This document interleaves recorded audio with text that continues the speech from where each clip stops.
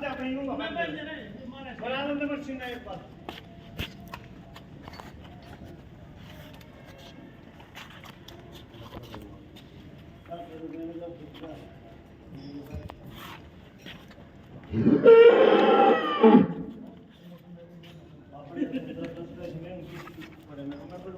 hello हाँ